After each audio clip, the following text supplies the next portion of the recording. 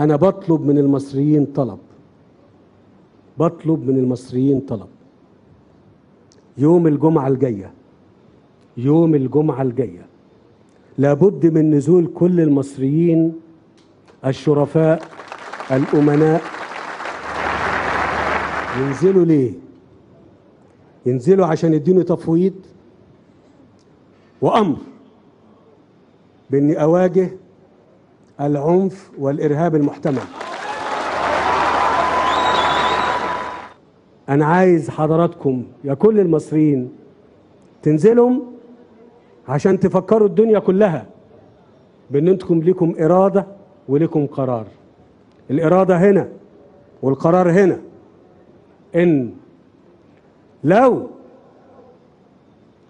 لجأ للعنف أو لجأ للإرهاب يفوض الجيش والشرطة باتخاذ اللازم لمجابهة هذا العنف وهذا الإرهاب.